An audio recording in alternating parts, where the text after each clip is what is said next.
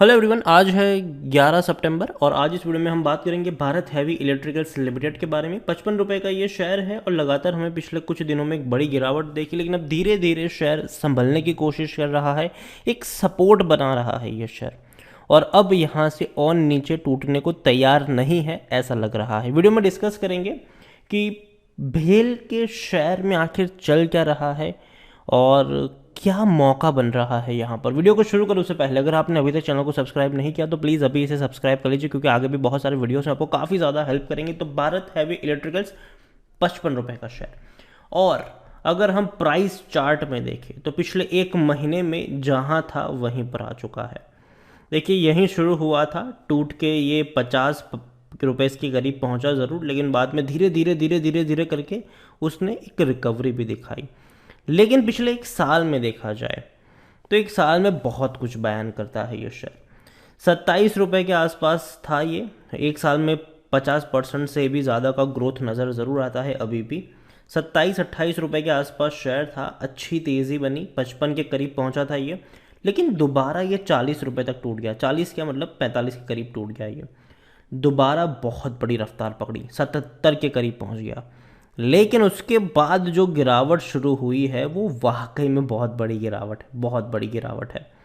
लेकिन ऐसा लग रहा है कि 51-52 रुपीज़ तक पहुंचने के बाद एक अच्छा सपोर्ट ये बना रहा है इस लेवल पर, और धीरे धीरे ऊपर जाने की भी कोशिश करता हुआ नज़र आ रहा है।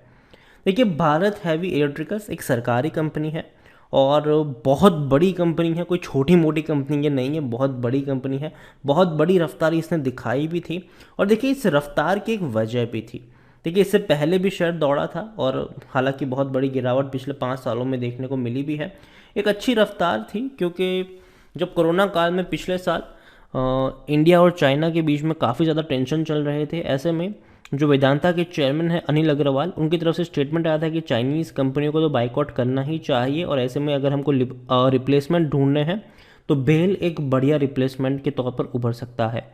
उनके इस ट्वीट से एक बहुत बड़ी रफ्तार पकड़ी से यहाँ पर देखने को मिली ज़रूर। लेकिन जो दिक्कत है भेल में वो ये है, ये कंपनी प्रॉफिट नहीं कमा पा रही है, हर क्वार्टर में इनको भारी नुकसान झेलना पड़ रहा है। लेकिन फिर भी कंपनी के पास भैया ऑर्डर बुक काफ़ी लंबी है। एक बड़ी खबर जो पिछले महीने आई थी वो ये भी थी कि IRCTC और भेल दोनों मिलकर रन अ प्राइवेट ट्रेन चला सकते हैं ये और अलग अलग रूट्स पे। तो हालांकि ये तो बात की बात है, लेकिन हाँ, कई सारे डेवलपमेंट यहाँ पर चलते नज़र भी आ रहे हैं। शेयर होल्डिंग की मैं बात करूँ अगर भेल को लेकर, तो प्रमोटर के पास 63.17% की होल्डिंग है। प्रमोटर मतलब सरकार ही है भैया, प्रेसिडेंट ऑफ इंडिया सबसे बड़े प्रमोटर है। 4.67% की होल्डिंग एफआईएल के पास है। 1.21 म्यूचुअल फंड, 10.88% की होल्डिंग देखने को मिली इंश्योरेंस कंपनी के पास, और एल आई सी इंडिया का भैया सबसे बड़ा फंड हाउस है ये, जिनके पास 10% से भी ज़्यादा की होल्डिंग नज़र आती है। प्रमोटर का एक भी शेयर गिरवी नहीं है। हालांकि एक चीज़ ये भी है कि 2019 में आखिरी बार डिविडेंड पे किया था, उसके बाद भेल ने कोई भी डिविडेंड पे नहीं किया है। भारत हैवी इलेक्ट्रिकल्स की मैं बात करने जाऊँ तो बेचने की बात कोई नहीं कर रहा है। According to Moneycontrol user, बेचने की बात कोई नहीं कर रहा है। 100% लोग कहते हैं खरीदारी करो, खरीदारी करो और ख़रीदारी करो। भेल के बारे में देखें तो इनके रेवेन्यू में लगातार गिरावट आई है। 30,000 करोड़ तक रेवेन्यू पहुंच चुके थे, लेकिन पिछले 2 सालों में इनके रेवेन्यू लगातार टूटे हैं। इवन फाइनेंशियल ईयर 2021 में सिर्फ 17,000 करोड़ के ही रेवेन्यू बचे थे। प्रॉफिट की मैं अगर मैं बात करूं तो पिछले 2 सालों में कंपनी बड़े नुकसान झेल रही है। इससे पहले अच्छे प्रॉफिट से भैया बहुत बढ़िया तरीके से इंक्रीज भी हो रहे थे। 475 करोड़ का प्रॉफिट, 828 करोड़ का प्रॉफिट, 1200 करोड़ का प्रॉफिट। लेकिन फाइनेंशियल ईयर 2020 में 1500 करोड़ का लॉस हुआ, 2021 में 2,745 करोड़ के आसपास का नुकसान हुआ, और यही वजह थी कि यार शेयर कभी कभी टूट जाता था बीच बीच में। लेकिन जो ट्रेड बीच बीच में अच्छी जो रफ्तार इसने पकड़ी, उसका रीज़न जो था वो ये था कि इसका जो फ्यूचर है वो बहुत अच्छा प्रिडिक्ट किया जा रहा है कि कंपनी के पास कई सारे अच्छे एसेट्स हैं। और सरकार इसको प्राइवेटाइज करने के बारे में भी सोच रही थी। अगर वो नहीं भी करती है तो अब तो भैया मोनेटाइज वाला प्लान तो सबके सामने आ ही चुका है सरकार का। और भेल के पास भी कई सारी चीज़ें हैं ऐसी जिसको मोनेटाइज किया जा सकता है। भारत हैवी इलेक्ट्रिकल्स हालांकि लॉन्ग टर्म में अच्छा रिटर्न नहीं दिया है इसने, क्योंकि देखा जाए तो भैया बहुत हाई प्राइस पे ट्रेड करता था ये शेयर और टूटा ही है अब तक अगर हम देखें तो। डिविडेंड 2019 के बाद पे नहीं किया है। खरीदने का अभी भी सही मौका है क्योंकि शेयर ओवरबॉट जोन में नहीं है, कोई भी रेड फ्लैग्स नज़र नहीं आते हैं। देखिए भेल के बारे में एक चीज़ अगर मैं नोटिस करूं तो एक चीज़ मुझे समझ आ रही है कि यहाँ पर बहुत बड़े पैमाने पर म्यूचुअल फंड बेच के निकल रहे हैं। 4.27% की म्यूचुअल फंड की होल्डिंग 1.21% आ चुकी है। डोमेस्टिक वाले जहाँ थे वहीं पर है, डोमेस्टिक इंस्टीट्यूशन। और एफआईल्स की बात करूँ तो वो भी जहाँ थे वहीं पर है ऑलमोस्ट। रिटेल वालों ने ख़रीदारी करी है, 17% की होल्डिंग रिटेल वालों की 19 से 20% तक पहुँच चुकी है, बाकी प्रमोटर की ही होल्डिंग है। देखिए काफ़ी लोग पूछते हैं कि अब भेल बर्बाद होगा। जी नहीं, बर्बाद नहीं होगा। और लेकिन एक चीज़ ये भी है कि ये वो शेयर नहीं है जिसको आप ख़रीद के भूल जाओ, ठीक है। भेल में क्या होगा कि थोड़ी बहुत गिरावट आएगी ज़रूर, 50 रुपये के आसपास खरीदारी के मौके बनेंगे हर बार, तेज़ी बनेगी 60-65 तक जाएगा, वहाँ से एक बार फिर से प्रॉफिट बुकिंग आएगी और शेयर नीचे आएगा। और एक चीज़ ये कि जब भी इसके क्वार्टरली रिजल्ट आने होंगे यहाँ पर कंपनी लॉस दिखाएगी और गिरावट आएगी। अगर प्रॉफिट दिखा देगी तो बड़ी रफ्तार भी देखने को मिल जाएगी यहाँ पर। डेफिनेटली भेल मुझे पसंद आता है, लेकिन जो 50-55 का लेवल है वहाँ पर पसंद आता है। अगर 60 रुपये से ऊपर निकलता है तब मैं ख़रीदने की सलाह यहाँ पर नहीं दूंगा। मुझे लगता है कि 60 और 65 के आसपास का जो लेवल है वो प्रॉफिट बुकिंग का लेवल रहेगा, खास करके 65 रुपये के आसपास का लेवल प्रॉफिट बुकिंग का लेवल रहेगा।